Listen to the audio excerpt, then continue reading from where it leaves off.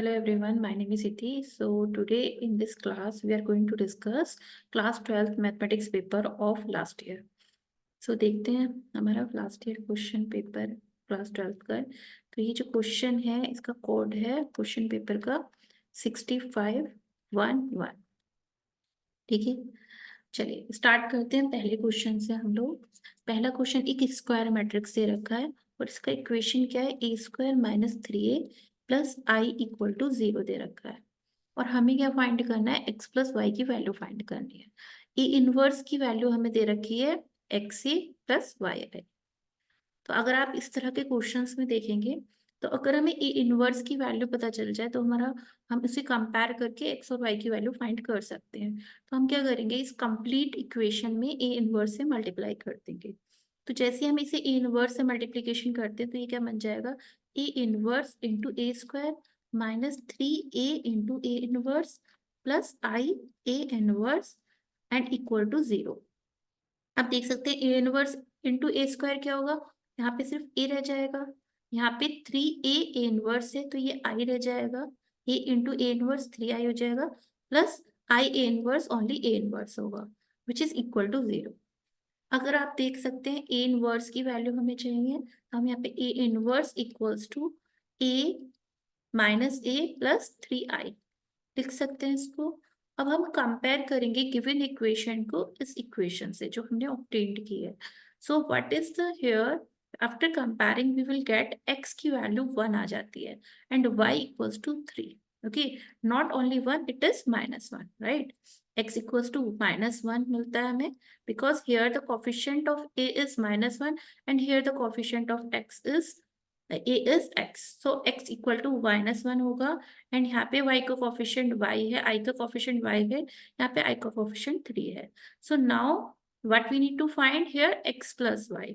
तो अगर हम दोनों को ऐड करते हैं तो -1 प्लस 3, सो इट इज 2, यानी x प्लस y की वैल्यू जो आ जाएगी हमारी 2 आ जाएगी। तो this is the answer, x plus y equal to 2. So which one is the correct option? Answer B. Option B is the correct answer. हम बोल सकते हैं आंसर B.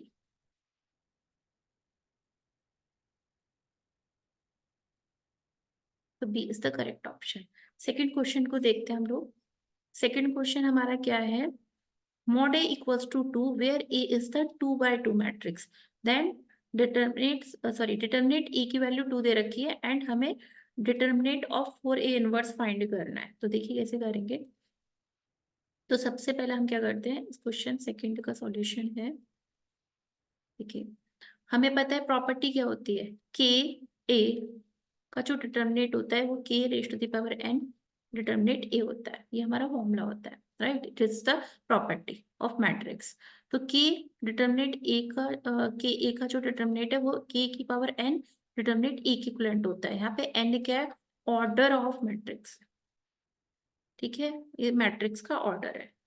तो अगर यहाँ पे मैट्रिक्स का ऑर्डर यहाँ पे 2 दे रखा है तो अगर मैं सेम प्रॉपर्टी यहाँ पे अप्लाई करती हूँ तो 4A inverse equals to 4 determinant A, और यहाँ पे ऑर्डर 2 है तो 2 आ जाएगा। तो ये क्या बनेगा, 4 4 जा 16 बन जाएगा। यहाँ पे 4 का स्क्वायर 16 होता है तो 16 into 1 upon determinate A। Determinate A की जगह हम 2 पुट कर देंगे, 2 8 जा 16 आ जाएगा। तो हमारी यहाँ पे वैल्यू क्या आएगी, 4A इनवर्स इक्वल्स टू 8। तो ये हमारा आंसर आएगा।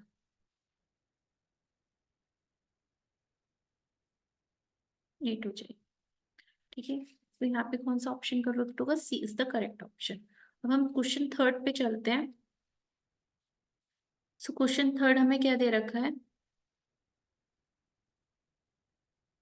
क्वेश्चन थर्ड है a be the 3 by 3 matrix of adjacent a equal to adjacent a का जो डिटर्मिनेट दे रखा है वो कितना दे रखा है, 64 दे रखा है। हमें डिटर्मिनेट ए की वैल्यू फाइंड करनी है। तो सबसे पहले हम क्या करेंगे, डिटर्मिनेट ए की वैल्यू फाइंड करनी है। हमारी इसकी प्रॉपर्टी क्या होती है, एडजेसेंट ए को हम क्या लिख सकते हैं, अगर इसकी प्रॉपर्टी की बात करते हैं हम लोग, एडजेसेंट ए इक्वल्स टू क्या होता है, ए की पावर n-1, राइट। यानी कि आप लिख सकते हैं एडजेसेंट ए दे रखा है आपको तो a की पावर n माइनस 1 होता है। यहाँ पे n क्या है, ऑर्डर ऑफ द मैट्रिक्स है। यहाँ पे ऑर्डर कितना दे रखा है हमें, यहाँ पे ऑर्डर ऑफ मैट्रिक्स 3 है, यानी हम इसे लिखेंगे a 3 माइनस 1 इक्वल्स टू 64। ये हमारा 64 होगा, तो यानी ए स्क्वायर की वैल्यू कितनी आ गई, 64 आ गई। तो ए हमारा कितना आ जाएगा, ए डिटरमिनेट ए कितना आ जाएगा हमारा, डिटरमिनेट ए की वैल्यू आ जाएगी हमारी +-8। So determinant a equals to +-8। So answer 8 only, -8 only, 8 -8 only on this. So what is the answer here? 8 और -8 both ना, +-8 आ जाएगा। So D is the correct answer. Next पे आते हैं हमारा answer D. Next next question है हमारा question number 4। Question number 4 में क्या दे रखा है, हमें एक मैट्रिक्स दे रखा है ए। ए की वैल्यू कितनी है हमारी 3/3। इट इज ए दे रखा है हमारा 3 5 4 2, और 2a + b क्या है, एक नल मैट्रिक्स है। तो नल मैट्रिक्स है, it means it is equals to 0, right. तो ये हमारा नल मैट्रिक्स है। चलिए, तो यहाँ पे 2 a की जगह हम रख देंगे 3 5 4 2। b की वैल्यू हमें फाइंड करनी है, और हमें 2a + b क्या है, एक नल मैट्रिक्स है। इट मीन्स ऑल एलिमेंट्स क्या होंगे, 0 होंगे। मैट्रिक्स के ऑल एलिमेंट 0 होंगे।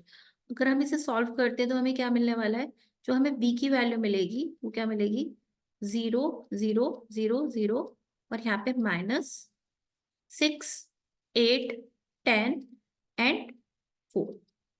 तो आंसर इज -6 -8। इसे सिंप्लीफाई करके हमें क्या मिलेगा, b की वैल्यू मिल जाएगी -6 -8 -10 and -4। So B is the correct answer. तो बी ऑप्शन करेक्ट होगा, ठीक है, बी ऑप्शन करेक्ट हो। नेक्स्ट पे आते हैं, सॉल्यूशन 5th पे आते हैं। अगर हमें d/dx दे रखा है, fx equal to log x दे रखा है, हमें x की वैल्यू fx की वैल्यू फाइंड करनी है। देन fx की वैल्यू फाइंड करनी है, तो सबसे पहले हमें क्या करना पड़ेगा, दोनों साइड इसका इंटीग्रेशन करना पड़ेगा। इसे हम इसका इंटीग्रेशन करते हैं, तो d/dx यहाँ पे fx से, तो इंटीग्रेशन ऑफ log x क्या हो जाएगा, +c। अब देखिए, इंटीग्रेशन की वजह से डिफरेंशिएशन का साइन हट जाएगा, यानी fx equal to integration of log x plus c है। अगर x log x का इंटीग्रेशन हमें डायरेक्टली नहीं पता होता, तो हम इसके कॉफिशिएंट में 1 मानेंगे, एंड हम प्रोडक्ट रूल अप्लाई करेंगे। जब हम प्रोडक्ट रूल अप्लाई करेंगे, तो इंटीग्रेशन और प्रोडक्ट रूल क्या होता है, इंटीग्रेशन का प्रोडक्ट रूल क्या होता है हमारा, कि फर्स्ट इंटू सेकेंड का डिफरेंशिएशन, ओके। यानी कि हम इसे कैसे लिख सकते हैं, log x into integration of 1 dx minus, इसको हमने रुका है log x का डिफरेंशिएशन, राइट, इंटीग्रेशन ऑफ 1 और पूरे कंप्लीट का इंटीग्रेशन +c, ठीक है। तो log x का इंटीग्रेशन करने पे हमें क्या मिलेगा, यानी fx इक्वल टू कितना मिला, log x, और x का इंटीग्रेशन हमें x मिला, माइनस log x का डिफरेंशिएशन हमें 1/x मिलेगा, इंटू x है dx + c कैंसिल है, तो यहाँ पे वैल्यू आ जाएगी log x into x minus integration of 1 is x + c which is equal to fx। तो fx की वैल्यू कितनी आ जाएगी, x को कॉमन लेंगे तो log x माइनस 1 + c, ये हमारा फाइनल आंसर होगा। log fx equals to x log x + c। So which one is the correct answer? B is the correct answer. Answer हमारा B हो जाएगा। नेक्स्ट क्वेश्चन पे चलते हैं हम लोग।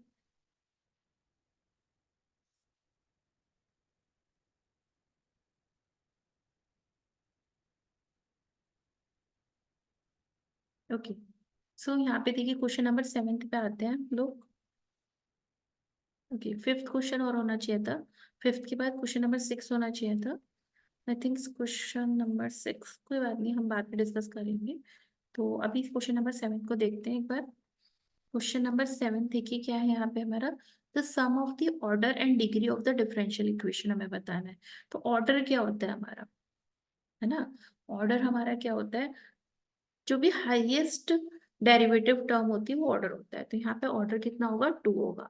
और अगर हम डिग्री की बात करते हैं तो जो भी हाईएस्ट डेरिवेटिव टर्म होता है जो उसकी पावर होती है वो डिग्री होती है। तो यहाँ पे 1 है, तो दोनों का सम क्या होगा, sum of order and degree is 2 + 1, so it is 3। So B is the correct answer. Next आते हैं सॉल्यूशन नंबर 8 पे। The value of p of the, दो वेक्टर्स दे रखे हैं, are perpendicular to each other. अगर ये दोनों वेक्टर एक दूसरे के परपेंडिकुलर हैं तो हम इसका डॉट प्रोडक्ट क्या होगा, 0 होगा। यानी पीजे प्लस के का dot product -4i -6j + 26k, ठीक है। इन दोनों का जो डॉट प्रोडक्ट होगा वो 0 होगा। तो अगर हम इनका डॉट प्रोडक्ट निकालते हैं तो हमें पता है i इंटू आई 1 होता है, j इंटू जे 1 होता है, k इंटू के 1 होता है। बट i डॉट जे और i डॉट के 0 आते हैं, तो सिर्फ हम i dot I, j dot J और k डॉट के ही कोफिशिएंट लेंगे। सो यहाँ पे क्या आएगा, 2 इंटू -4 प्लस, है ना, 2 इंटू -4 आएगा जब हम इसके कोफिशिएंट निकालेंगे, क्योंकि आई डॉट आई 1 बन जाएगा। तो 2 into -4 plus p into -6 plus 1 into 26, ये हमारा है इक्वल टू 0। तो हमारी की क्या वैल्यू आ जाएगी, यानी -6p प्लस यहाँ पे आएगा 26 -8 आ जाएगा 18 इक्वल टू 0। यानी 6p इक्वल टू 18 आ जाएगा और p की वैल्यू हमारी 3 आएगी। तो p इक्वल टू 3 आंसर, ठीक है। तो answer of A is the correct option. तो ऑप्शन ए करेक्ट होगा यहाँ पे। और यहाँ पे हमारा ऑप्शन 2 + 1 3 था, सॉरी, तो डिग्री यहाँ पे 3 थी, तो c is the correct option होगा, ये नहीं होगा ना, यहाँ पे ऑप्शन सी करेक्ट हो जाएगा। चलिए नेक्स्ट पे क्वेश्चन पे चलते हैं हम लोग। Now the value of i dot j into j, ठीक है। तो क्वेश्चन नंबर 9 हमारा क्या कहता है कि आई क्रॉस जे, इसके साथ डॉट प्रोडक्ट लेना है जे का, plus J into I, J into I dot के, डॉट के क्या है। तो देखिए किस तरह से करेंगे, आई क्रॉस जे क्या होता है हमारा, आई क्रॉस जे इंटू जे, जे क्रॉस आई। तो आई क्रॉस जे को हम के लिख सकते हैं, इंटू जे आ जाएगा, और प्लस जे क्रॉस आई को हम माइनस के लिख सकते हैं, के क्या, टू के इंटू के। सो के क्रॉस जे क्या होता है, के डॉट जे, डॉट प्रोडक्ट के डॉट जे क्या होगा, 0 होगा, हमने पीछे भी पढ़ा था। एंड के डॉट क्या होगा, 1 होगा। तो यहाँ पे -1 बन जाएगा, बिकॉज के डॉट के कितना होता है, 1 होता है। तो माइनस का साइन यहाँ पे है तो ऑलरेडी -1, तो -1 is the answer. So D is the correct answer. यहाँ पे ऑप्शन डी ट्रू होगा। Question number 9। क्वेश्चन नंबर 10 पे चलते हैं हम लोग। क्वेश्चन 10 क्या है हमारा, देखिए a प्लस बी की वैल्यू दे रखी है हमें i, vector a plus vector b is equals to i cap है हमारा। एंड a इक्वल टू कितना दे रखा है, 2i cap, vector a equals to 2i cap -2j plus 2k cap दे रखा है। हमें वैल्यू निकालनी है वेक्टर b की, तो हम क्या करेंगे, a के प्लेस पर रख देंगे, तो यानी वेक्टर b क्या बन जाएगा, i minus vector a, I minus vector है। तो वैल्यू कितनी आ जाएगी, बी की वैल्यू आ जाएगी, यहाँ पे साइन चेंज हो जाएगा इधर जाके, तो आई -2i -i plus 2j plus minus के 2k क्या। तो अगर हमें मॉड यहाँ पे जो हमें निकालना है, यहाँ पे इसका यहाँ पे हमें मैग्नीट्यूड निकालना है, तो क्या आएंगे, -1 का square plus 2 square plus -2 square. So answer is, because हम मैग्नीट्यूड निकालने के लिए हम क्या करते हैं, √a² + b² + c²। यहाँ पे भी करेंगे तो यहाँ पे क्या आ जाएगा, ये वैल्यू आ जाएगी हमारा, जो इसका मैग्नीट्यूड आएगा वो 2 2 4 4 8 9 √9 विच इज 3, ठीक है। सो यहाँ पे ऑप्शन बी इसका correct answer, B is the correct option. Next आता है क्वेश्चन हमारा 11। क्वेश्चन नंबर 11 देखिए कैसे करेंगे हम। हमें direction cosine of x minus 1/2 minus 1 - y/3 2z minus 1/12 दे रखा है। तो ये कार्टेशियन की फॉर्म में दे रखा है। सबसे पहले हम इसे स्टैंडर्ड फॉर्म में कन्वर्ट कर रहे हैं। तो यानी कि हमारा ये क्या है, x-1/2 है। ठीक है, इसको हम कैसे लिख देंगे, 1, हमने माइनस कॉमन लिया तो ये बना y-1/-3, और यहाँ पे हमें क्या दे रखा है, 2z-1, और 2 कॉमन लिया तो यहाँ पे बन जाएगा 6 बन जाएगा। ओके, 2 कॉमन ले गए, यहाँ पे बन जाएगा z-1/6, z-1/2 आएगा और अपॉन में 12 आएगा। तो इंटू 2 है, 2 6 से 12 हो जाएगा। तो ये वैल्यू हमारी आ जाएगी ओनली, यहाँ पे आ जाएगा हमारा 2 कॉमन लेने के बाद यहाँ पे ओनली 6 आ जाएगा। कि ये 6 आ जाएगा। अब हमें क्या निकालना है, डायरेक्शन कोसाइन। अगर हम वैल्यू निकालिए 2 का स्क्वायर माइनस 3 का स्क्वायर, इसका जो मैग्नीट्यूड आएगा 6 का स्क्वायर, तो कितना आएगा, 2 2 से 4 प्लस 9 प्लस 36, तो it is 49। So it means ये वैल्यू आ गई हमारी 7। सो what is the direction cosine, it is 2/7, 2/7, 3 bye minus 3/7 and 6/7। So answer D is the correct option. D is the correct option. चलिए next question पे चलते हैं हम लोग। Next question number 12। Question number 12 देखिए, हमें यहाँ पे क्या दे रखा है, कंडीशनल प्रोबेबिलिटी का क्वेश्चन है। हमें पी ए अपॉन बी दे रखा है, हमें पी ए अपॉन बी की वैल्यू दे रखी है 0.3, पी की वैल्यू हमें गिवन है ओके 0.4। तो डायरेक्टली फॉर्मूला अप्लाई करते हैं। हमें पता है पी ए अपॉन बी क्या होगा, P A intersection B upon P B.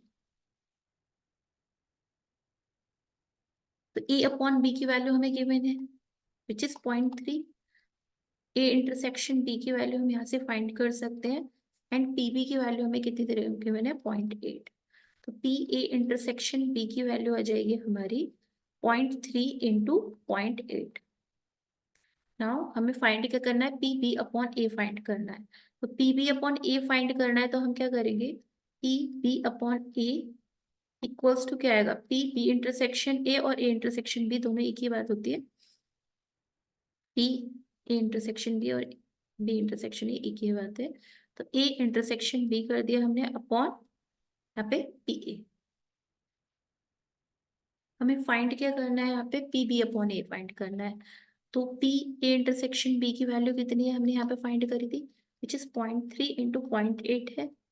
और पी ए की वैल्यू क्या है, यहाँ पे पी ए की वैल्यू हमारी जो गिवन है 0.4 गिवन है। तो 0.4 यहाँ पे पुट कर देते हैं, 4 2 जा 8 आ जाएगा, 1 1 जा 4 4 2 जा 8, तो ये आ जाएगा हमारा 0.6 answer. So A is the correct answer. यहाँ पे हमें 0.6 की वैल्यू हमें मिल जाएगी। नेक्स्ट क्वेश्चन पे आते हैं हम लोग। Question number 13। क्वेश्चन 13 देखिए, यहाँ पे हमें क्या आएगा आंसर, द वैल्यू ऑफ के F x is a continuous function. देखिए कैसे करेंगे हम इस क्वेश्चन को। अगर हमें यहाँ पे कंटिन्यूस निकालना है तो हमें पता है यहाँ पे क्वेश्चन में दे रखा है फंक्शन कंटिन्यूस है। अगर फंक्शन कंटिन्यूस है it means l h l equals to r h l होगा, right. L h l equals to r h l होगा। हम क्या बोलेंगे, limit tends to 2 1 f x equals to limit x tends to plus f x होगा। तो देखिए F x में यहाँ पे वैल्यू पुट कर दो 2 से थोड़ा कम यानी कि, और 2 से थोड़ा ज्यादा, इट मीन्स के एक्स स्क्वायर, यानी यहाँ पे 2 का स्क्वायर इंटू के इक्वल टू 3 इंटू 2 प्लस 5। सो यहाँ पे वैल्यू कितनी आ जाएगी, 4k इक्वल्स टू 3 2 6 प्लस 11। तो k की वैल्यू हो गई 11/4, k is equals to 11/4। So answer is D, option D is the correct answer. Option D is the correct answer. Next ये क्वेश्चन हमें दे रखा है, क्वेश्चन नंबर 14 देख लेते हैं एक बार। क्वेश्चन नंबर 14 हमें a की वैल्यू दे रखी है this one 3i plus 4a equals to, हमें यहाँ पे निकालना क्या है, एक्स की वैल्यू निकालनी है। चलिए देखिए किस तरह से करेंगे। हमें ए दे रखा, हमें ये जो वैल्यू दे रखी है इसमें इसे हम कैसे लिख सकते हैं, 3i+4a into 3i-4a which is equal to x² - दे रखा है। तो अगर हम इसे सिंप्लीफाई करते हैं क्या बनेगा, 9i² - 16a², 16a² बनेगा विच इज x² इंटू आई। हम ए स्क्वायर की वैल्यू यहाँ से निकाल लेते हैं। ए स्क्वायर क्या होगा, a इंटू ए, यानी 0 - 1 1 0 इज मल्टीप्लाई बाय 0 - 1 1 एंड 0। तो क्या होगा, row into column, it means 0 और यहाँ पे -1, 0 and then -1, 0 and then 1 0 and then 0, it is -1 0 and here it is -1। तो ए स्क्वायर की वैल्यू हमारी आ जाएगी दिस वन। अब हम क्या करेंगे, इस वैल्यू ए स्क्वायर को यहाँ पे पुट कर देंगे। तो आई स्क्वायर, तो हमारा आई स्क्वायर क्या होगा, 9 0 0 9 हो जाएगा, ये पूरा 9i² की वैल्यू, -16 ए स्क्वायर की जगह -1 0 0 -1 पुट कर देंगे एंड आई x² इंटू आई क्या हो जाएगा, x² 0 0 x²। ठीक है, अब यहाँ पे देखिए इसको जब ऐड करेंगे क्या बनेगा, 9 - 16, तो ये बनेगा 25 0 0 25 विच इज x² 0 0 x²। अब अगर हम कंपैरिजन करते हैं तो हमें दिखता है x² किसके इक्विवेलेंट है, 25 के। तो x की वैल्यू हमें फाइंड करनी थी, x कितना आ जाएगा, +-5 आ जाएगा, x की वैल्यू आएगी +-5। So option C is the correct answer, answer C हमारा आंसर आ जाएगा। नेक्स्ट क्वेश्चन करते हैं हम। नेक्स्ट क्वेश्चन है हमारा 15 क्वेश्चन। देखिए क्वेश्चन नंबर 15 क्या कहता है, the general solution of the equation. Okay, यहाँ पे हमें क्वेश्चन दे रखा है, इक्वेशन दे रखी है x dy -1 + x² dx equal to dx। इसका जनरल सॉल्यूशन निकालना है, ठीक है, तो हम निकाल लेते हैं। तो सिंपल इस तरह के क्वेश्चंस में क्या करेंगे, हम x वाले टर्म्स को एक साथ ले आते हैं और y के एक साथ। तो यहाँ पे क्या बनेगा, x dy विच इज इधर जाएगा तो क्या हो जाएगा, 1 + x² dx + dx हो जाएगा। तो यानी dx कॉमन ले लेते हैं तो 2 + x² रह जाएगा हमारा dx and here x dy आ जाएगा।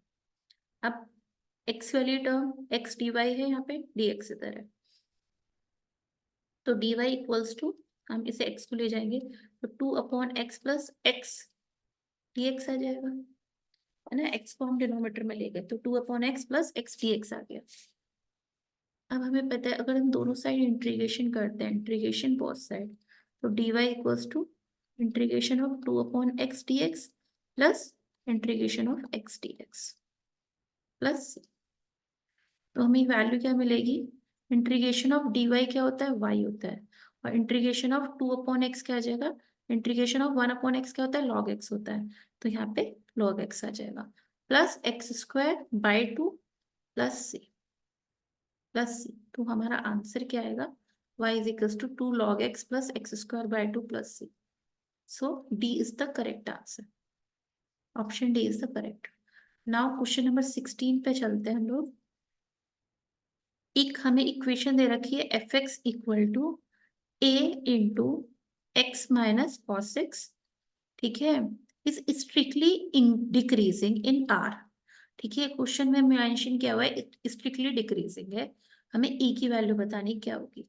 तो फर्स्ट ऑफ ऑल इस तरह के क्वेश्चन में जहाँ पे स्ट्रिक्टली इंक्रीजिंग है स्ट्रिक्टली डिक्रीजिंग दे रखा होता है, हमें सबसे पहले इस फंक्शन का डिफरेंशिएशन करना होगा। वन टाइम डिफरेंशिएशन करते हैं तो हमें क्या मिलता है, f' मिल जाएगा। ये कितना आएगा, a into 1 minus cos x का डिफरेंशिएशन sin x हो जाएगा माइनस के, तो ये बन जाएगा a 1 + sin x। हमें पता है sin x किसके बीच में लाई करता है, sin x की मैक्सिमम और मिनिमम वैल्यू, यानी कि इसकी जो रेंज होती है -1 से 1 के बीच में होती है। बट हमें यहाँ पे क्वेश्चन में क्या दे रखा है, 1 + sin x दे रखा है, तो हम जब 1 + sin x यानी हम sin 1 ऐड कर देंगे पूरे एक्सप्रेशन में, पूरी इनक्लूडिव में 1 ऐड कर दो तो यहाँ पे 2 आ जाएगा और -1 + 1 0 बन जाएगा। यानी 1 + sin x क्या है, हमेशा 0 से 2 के बीच में लाई करेगा। अगर 1 + sin x हमेशा 0 से 2 के बीच में लाई करेगा तो it is always positive, right. ये हमेशा ऑलवेज पॉजिटिव रहेगा। बट क्वेश्चन में मेंशन किया है स्ट्रिक्टली डिक्रीजिंग है, यानी कि F dash x should be less than 0, है ना।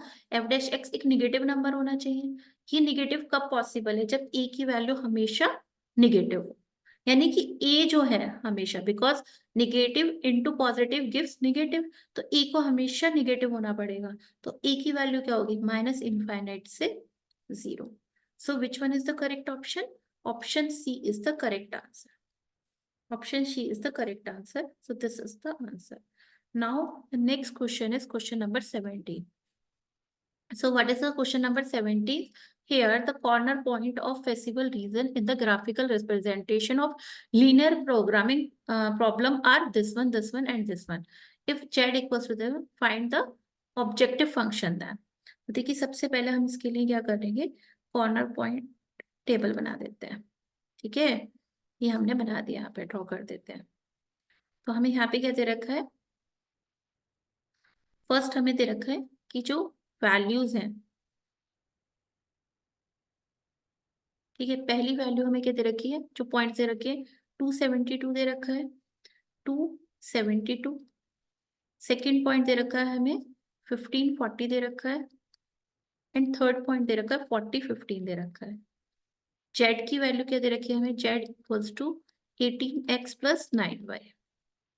जब आप इसे सॉल्व करते हैं तो जेड की वैल्यू कितनी आ जाएगी, Z equals to 18x + 9y, तो 18 इंटू प्लस 9 इंटू 72। इसको सॉल्व करेंगे तो हमारी जो वैल्यूज आएंगी, पहली वैल्यू 684 आ जाएगी, राइट, ओके। सेकेंड वैल्यू को इसे सॉल्व करते हैं तो 18 इंटू 15 प्लस 9 इंटू 40, इसको सॉल्व करने पे हमारा आएगा 450, राइट, 450 आ जाएगा।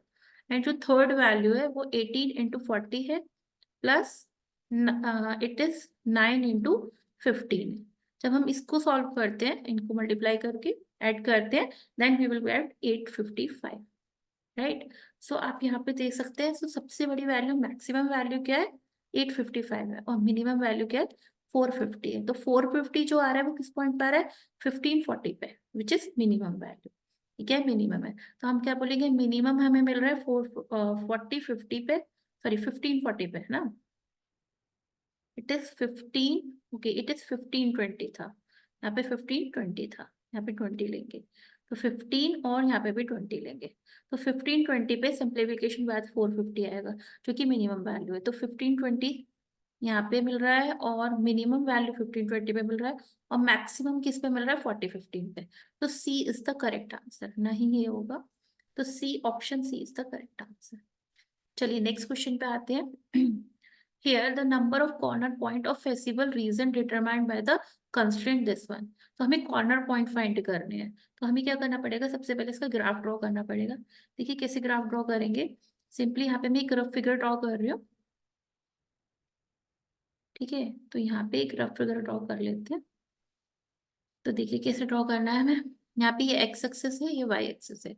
हमें क्या दे रखा है, लाइंस दे रखी है हमें, x minus Y equal to 0 दे रखी है, दूसरी x plus Y equal to 2 दे रखा है, सॉरी दूसरी लाइन दे रखी है हमें 2y equals to x plus 2 दे रखा है। 2y x प्लस 2 के इक्विवेलेंट है, और x greater than 0, y greater than 0, यानी कि हम इस क्वाड्रेंट पे ड्रॉ कर रहे हैं, ठीक है। x इक्वल्स टू y क्या होता है, तो यानी कि जो लाइन आ जाएगी वो इस तरह से आ जाएगी, x इक्वल्स टू y, ठीक है, ये x इक्वल्स टू y आ गया पहली। दूसरा हमें क्या दे रखा है, 2y equals to x plus 2 दे रखा है। तो अगर हमें इक्वेशन दे रखी है 2y equals to x plus 2, तो अगर x की वैल्यू 0 है, if x equals to 0, x को 0 रखने पे हमें क्या मिलेगा, y इक्वल टू 1 मिल जाएगा। x को 0 रखने पे y की वैल्यू आ जाएगी हमारी 1 आ जाएगी। दूसरा, अगर y को 0 रखते हैं, y को 0 रखते हैं, तो x की वैल्यू उस केस में क्या आ जाएगी, y को 0 रखने पे x की वैल्यू -2 आ जाएगी। तो एक पॉइंट हमारा -2 0 हो गया। उसके अलावा अगर हम देखते हैं थर्ड पॉइंट, इन दोनों का इंटरसेक्शन पॉइंट क्या होगा, तो अगर मैं x इक्वल्स टू वाई रख लूँ, x इक्वल्स टू वाई रखती हूँ यहाँ पे, तो ये बन जाएगा, यानी इंटरसेक्शन पॉइंट होगा x इक्वल्स टू वाई पे, टू पॉइंट इंटरसेक्शन पॉइंट होगा। तो ये 3 पॉइंट हमारे पास है, यानी एक पॉइंट तो हमारा है -2 0 कुछ यहाँ पे बैठेगा।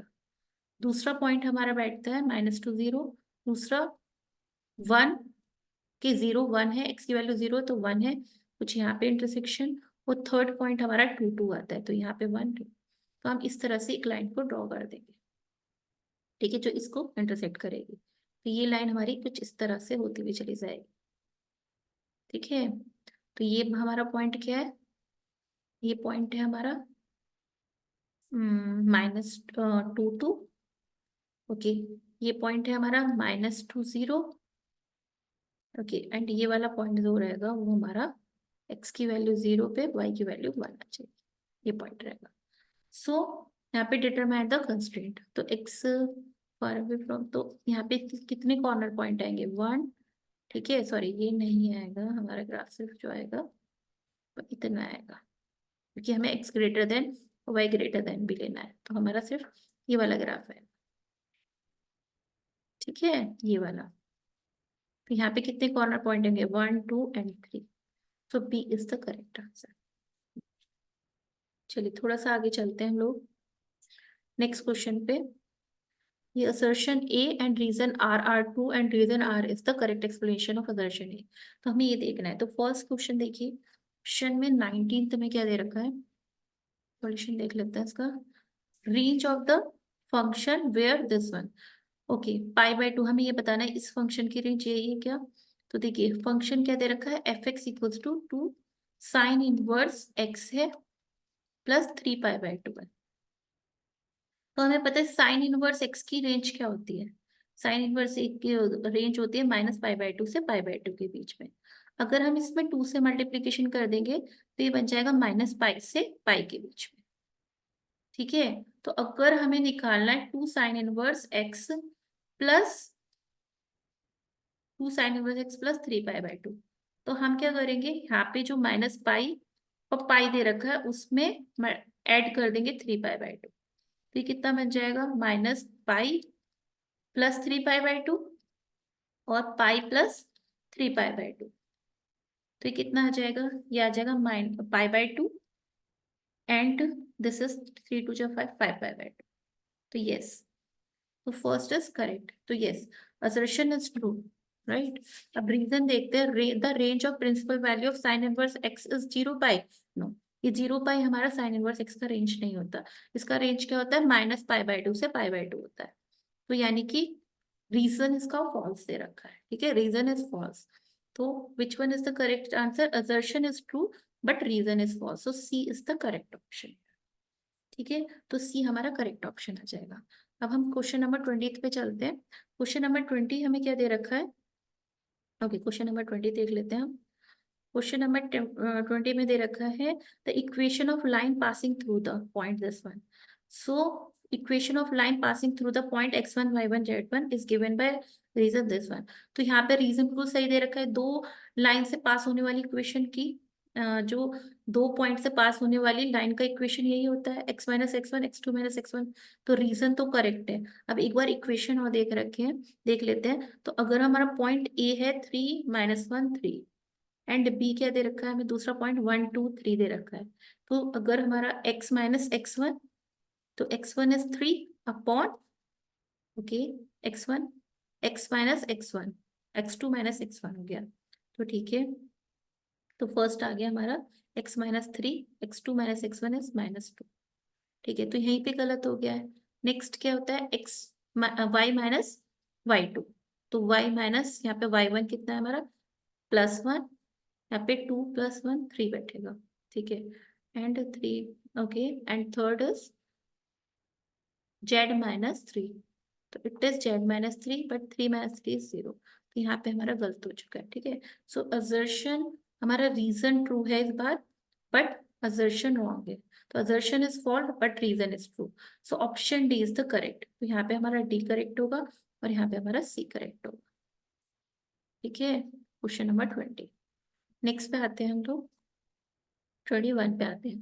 अब हमारा क्वेश्चन 21 है, तो क्वेश्चन 21 भी बहुत ही इजी क्वेश्चन है, आप देख सकते हो। क्वेश्चन 21 में हमें क्या दे रखा है, okay, uh function A to B, हमें ए मैपिंग टू बी हो रहा है, ठीक है। एफ एक्स कितना है हमारा, 2x है, एफ एक्स की वैल्यू 2x दे रखी है। ये 1 to 1 and onto both है। इफ ए की वैल्यू 1 2 3 4 दे रखा है, यहाँ पे जो ए का सेट दे रखा है 1 2 3 4 दे रखा है, हमसे बी का सेट पूछा गया है। तो फंक्शन में ए की वैल्यू हमें क्या दे रखी है, 1 2 3 4। बी की क्या आएगी, ए की वैल्यू जब हम 1 पुट करेंगे तो बी की आ जाएगी 2। अगर हम 2 पुट करेंगे तो यहाँ पे आ जाएगा 4, और अगर हम 3 पुट करेंगे तो यहाँ पे 6 बनेगा, और जब हम 4 पुट करेंगे तो यहाँ 8 बनेगा। तो यस इट इज 1 2, और onto also, onto भी बोल रखा है, तो हम देख सकते हैं कि सेट बी के सारी प्री इमेज एग्जिस्ट करती है ना, तो yes it is onto also. तो ऑन टू हमें दे रखा है कि 1 2 और 1 1, और ऑन टू है, तो यानी कि हमें सेट बी के एलिमेंट निकालने हैं, तो वो क्या होंगे, 2 4 6 एंड 8। ठीक है, चलिए नेक्स्ट क्वेश्चन देखते हैं। हमें क्वेश्चन नंबर 21 का बी देखिए, 21 का बी क्वेश्चन देख रहे हैं हम लोग। यहाँ पे हमें क्या दे रखा है, sine inverse sine 3 pi by 4 है, plus cos inverse 3 pi by 4 है, और यहाँ पे टेन इनवर्स 1 है, ये हमें दे रखा है। तो हम यहाँ पे चीज देख सकते हैं, हमें पता है रेंज क्या होता है साइन इनवर्स का। हमारा साइन इनवर्स का जो रेंज होता है -π/2 से π/2 के बीच में होता है। तो सबसे पहले हम इसे कन्वर्ट करेंगे, तो ये क्या आ जाएगा, साइन इनवर्स पाई माइनस π/4 लिख देंगे इसे, ठीक है। इसको लिख देंगे साइन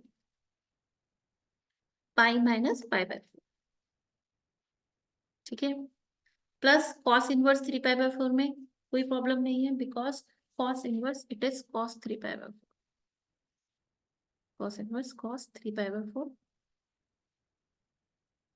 इसकी रेंज क्या होता है, 0 से π के बीच में होता है, तो 0 से π है, तो यहाँ पे बिल्कुल सही है, कॉस इनवर्स से कॉस इनवर्स हटेगा, 3 पाई बाय 4 आ जाएगा। यहाँ पे टेन इनवर्स 1 है, तो हम इसे लिख सकते हैं टेन इनवर्स 10 पाई बाय 4। तो ये हमारा आ जाएगा π - π/4, यानी कि sin π/4, यानी sine inverse sin π/4 plus 3 pi by 4, और टेन इनवर्स 10 पाई बाय 4, यानी कि ओनली π/4। तो यानी π/4 प्लस 3 पाई बाय 4 प्लस π/4, तो आंसर इज 5 पाई बाय 4। तो जो हमारा फाइनल आंसर आएगा वो आएगा 5 पाई बाय 4। नेक्स्ट क्वेश्चन पे आते हैं। Find the all the vector of magnitude 3√3 which are collinear to vector I plus J plus K। तो हमें यहाँ पे क्या निकालना, all the vector of magnitude 3√3 which are collinear to the vector this one. तो ठीक है, सबसे पहले हम इसका यूनिट वेक्टर निकाल लेते हैं IJK का। तो क्या आएगा, I अपॉन, ओके, सबसे पहले 1 square plus 1 square, so it is √3, तो इट मीन्स यूनिट वेक्टर इसका क्या हो गया, R आ गया, इसे R मान लिया अगर, तो it is I upon √3 plus J upon √3 plus K upon √3। अब find all the vector of magnitude, हमें निकालने all the vectors of magnitude 3√3, all vectors of magnitude 3/3 in same direction, in same direction. तो हम क्या करेंगे, इसी में 3√3 की मल्टीप्लीकेशन करेंगे, यानी 3√3 I upon √3 plus J upon √3 plus K upon √3 की मल्टीप्लीकेशन हो जाएगी यहाँ पे। तो यहाँ पे हमारा क्या आ जाएगा, तो ऑल द वेक्टर्स, ठीक है, all the vector of magnitude, so this is all vectors of magnitude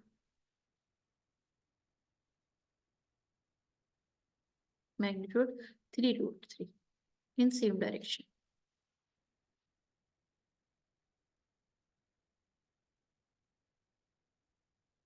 ना हो जाएगा, 3√3 की हमने मल्टीप्लीकेशन किया I अपॉन √3 से, J अपॉन √3 से, और K अपॉन √3 से। यहाँ पे √3 से √3 कैंसिल हो जाएगा, तो it is 3I plus 3J plus 3K। This is the answer, 3i plus 3j plus 3k, ये हमारा आंसर होगा। चलिए नेक्स्ट क्वेश्चन पे आते हैं हम लोग। ओके, ये क्वेश्चन हम कर चुके हैं। नेक्स्ट देखिए क्वेश्चन नंबर 23। क्वेश्चन नंबर 23 क्या कहता है का ए पार्ट देखिए। So position vector of point a b c are shown in the figure. So हमें यहाँ पे क्या दे रखा है, a c is equals to a c equal to 5/4 a b दे रखा है। ठीक है, vector a c equals to 5/4 vector a b दे रखा है। हमें क्या करना है, सी की वैल्यू निकालनी है in terms of A and B. तो हमें पता है सी ए सी को हम क्या लिख सकते हैं, vector C minus vector A. Similarly हम ए बी को क्या लिख सकते हैं, vector B minus vector A. तो ये क्या आ जाएगा, 4c 4a vector A equals to 5b vector minus 5 vector. जब ये इधर जाएगा 4c equal to 5b minus 5a plus 4a। यहाँ पे कितना आएगा, 5 minus 4 it is 5b plus a which is 4c vector. तो c की वैल्यू कितनी आ जाएगी, 1/4 5b प्लस a। तो दिस इज द आंसर। तो ये क्या हो गया, हमें एक्सप्रेस करना था सी को in terms of A B. तो ये हमारा फाइनल आंसर होगा। नेक्स्ट पार्ट पे चलते हैं। 23 का बी देखिए, check whether the given equations are perpendicular to each other और नॉट। तो सबसे पहले हम क्या करेंगे इसके, ओके यहाँ पे हमें क्या इक्वेशन दे रखी है, x equals to 2 lambda plus 2 दे रखी है। इसे कन्वर्ट कर देते हैं हम लोग। यहाँ पे x minus 2 upon 2 equals to lambda. Second y minus 1 upon 7 equal to lambda. And third equation क्या दे रखी है हमें, z plus 3 upon minus 3 equal to lambda. Next जो म्यू की फॉर्म में दे रखी है उनको भी कन्वर्ट कर दीजिए। तो ये क्या आएगा, x plus 2 upon minus 1 equal to mu. यहाँ पे दे रखा है y minus 8 upon 2 equal to mu. And here z minus 5 upon 4 equal to mu. तो हम क्या करेंगे, इनका जो प्रोडक्ट है ना, हमें बताना है are perpendicular to each other और नॉट। तो यहाँ पे हमें जो वैल्यूज दे रखी है ना, ये कोसाइन रेशियोज जो दे रखी है, इनका प्रोडक्ट निकालेंगे। प्रोडक्ट निकालने पे अगर वो जीरो के इक्विवेलेंट आ जाता है ना, sum of the product of cosine ratio, तो it means 2 into minus 1 plus 7 into 2 plus minus 3 into 4। तो आप देखेंगे कितना बना है, -2, ये बनता है 14 एंड दिस इज -12। तो -14 प्लस 14 इक्वल टू 0। तो ये हमारा आंसर आ जाएगा। तो यानी कि अगर इनका प्रोडक्ट हमारा सम ऑफ द प्रोडक्ट 0 बनता है तो yes these two lines are perpendicular to each other। तो yes L1 is perpendicular to L2, तो एक दूसरे का परपेंडिकुलर है। नेक्स्ट पे आते हैं हम लोग। नेक्स्ट क्वेश्चन दे रखा है हमें, हमें ये प्रूव करना है। तो देखिए हमें यहाँ पे एक क्वेश्चन दे रखा है y is equals to x plus root x square minus 1 का whole square then show that x square minus 1 dy upon dx का whole square equal to 4y। तो देखिए सबसे पहले हम क्या करेंगे, इसका डिफरेंशिएशन कर देंगे बिकॉज dy अपॉन dx निकालना है। तो देखिए जब इसका वन टाइम डिफरेंशिएशन करेंगे तो क्या आएगा, dy upon dx equal to, इसका डिफरेंशिएशन करेंगे तो 2x plus root x square minus 1, n minus 1 हो गया तो यहाँ पे 1 आ गया। अब अकॉर्डिंग टू चैन रूल इसका अगेन डिफरेंशिएशन करना पड़ेगा, x plus root x square minus 1 का। तो कितना आ जाएगा, dy upon D X equals to आएगा 2x plus root x square minus 1। इसका अगेन डिफरेंशिएशन करने पे 1 plus 1 upon 2 root x square minus 1 और again root x square minus 1 का करा तो 2x बन गया। 2 से 2 कैंसिल। अब इसको एलसीएम लेंगे, 2x plus root x square minus 1 आ गया यहाँ पे। इसको गया तो ये बना root x square minus 1 plus x आ गया upon root x square minus 1। ये पूरी जो टर्म बनी वो 2 into x plus root x square minus 1 का होल स्क्वायर बना upon root x square minus 1। ठीक है, डिफरेंशिएशन dy अपॉन dx। लेकिन हमें क्या बनाना है, dy अपॉन dx की पावर में 2 है तो हम इसको पूरे को टर्म को यहाँ पे ले जाएंगे, X square minus 1 D Y upon D X equal to कितना आया हमारा 2 into X, X plus root x square minus 1 का होल स्क्वायर। बट आप देख सकते हैं X plus root x square minus 1 किसके इक्वलेंट है, वो वाई के इक्वल ही तो है, वो वाई के ही तो इक्वल है। आप देखिए ये जो है ये वाई के ही तो इक्वल है, तो इस पूरी वैल्यू के जगह पे हम क्या पुट कर देंगे, वाई पुट कर देंगे। तो देखिए यहाँ पे क्या बन जाता है, यानी कि it's root x square minus 1, ये क्या बनने वाला है हमारा root x square minus 1 D Y upon D X equal to 2y बन गया। अब हम स्क्वायरिंग बोथ साइड करेंगे तो क्या बनेगा, x square minus 1 D Y upon D x का square equal to 4y square. ठीक है, यही हमें प्रूव करना था, हेंस प्रूफ। ये हमारा क्वेश्चन नंबर 24 था। एक लास्ट क्वेश्चन और हम कर रहे हैं, क्वेश्चन नंबर 25। ठीक है, क्वेश्चन नंबर 25 देखिए, सॉरी लास्ट नहीं है, ये और भी क्वेश्चन है। क्वेश्चन नंबर 25 देखिए। सो क्वेश्चन नंबर 25 हमारा क्या है, देखिए क्वेश्चन है हमें एफ एक्स दे रखा है हमें 16 साइन एक्स है plus upon 4 plus cos x minus x दे रखा है। तो आप देखेंगे यहाँ पे फिर से दे रखा है स्ट्रिक्टली डिक्रीजिंग, और मैंने बताया था इंक्रीजिंग या डिक्रीजिंग इस तरह के क्वेश्चंस आते हैं तो हमें क्या करना पड़ता है, स्ट्रिक्टली इंक्रीजिंग या डिक्रीजिंग के क्वेश्चंस आते हैं तो हमें क्या करना पड़ेगा, हमें डिफ्रेंशिएशन करना पड़ता है। तो हम सबसे पहले से डिफ्रेंशिएशन करेंगे। तो देखिए एफ डैश एक्स यानी कि F dash X equal to कितना हो जाएगा 4 प्लस कॉस एक्स,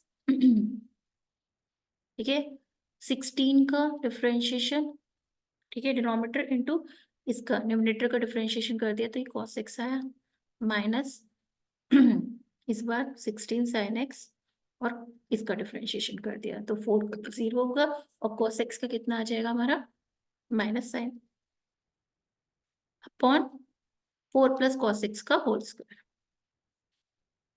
माइनस 1 आ गया, x का डिफरेंशिएशन 1 हो गया। अब जब हम इसे सिंप्लीफाई करेंगे तो हमें क्या मिलेगा 4 प्लस कॉस एक्स यानी 4 16 6 16 4 जा 64 हो जाएगा आपका 64 plus 16 cos square x minus minus plus हो जाएगा plus 16 sine square x upon 4 plus cos x का होल स्क्वायर माइनस 1। यहाँ से हम 16 को कॉमन लेते हैं तो sine square x plus cos square x क्या होता है 1 होता है, यानी 64, ओके यहाँ पे 64 cos x होना चाहिए था, यहाँ पे 64 cos x हो, ठीक है। तो 64 cos x और sine square x plus cos square की वैल्यू की वन क्या हो जाएगी 1 हो जाएगा, तो दिस वन इज 16 ओनली।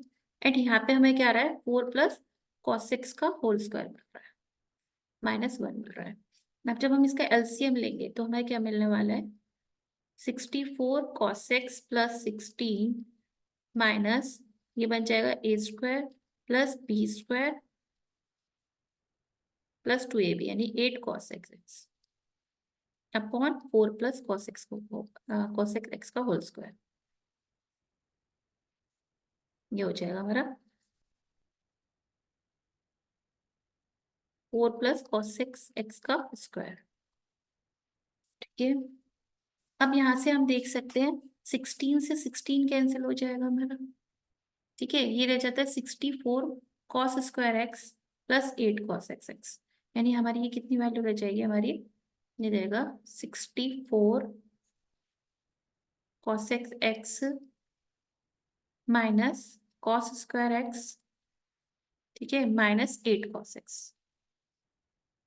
64 में से 8 जाता है तो इट मीन्स ये तो आ गया आपका 56 cos x और ये आ गया हमारा minus cos square x upon 4 plus cos x square cos x का होल स्क्वायर।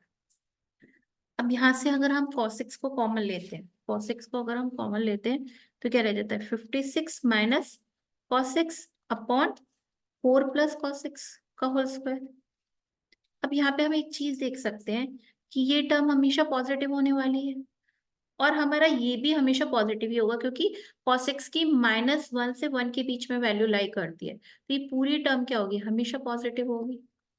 तो अगर हमारा फंक्शन स्ट्रिक्टली डिक्रीजिंग है, अगर हमारा फंक्शन स्ट्रिक्टली डिक्रीजिंग है, तो हम क्या बोलेंगे जो हमारा cos x है, यानी कि f डैश x हमेशा 0 होना चाहिए, लेस देन 0 होना चाहिए, बट यहाँ पे ये पॉजिटिव है, ये पॉजिटिव है, तो it means it rely on cos x।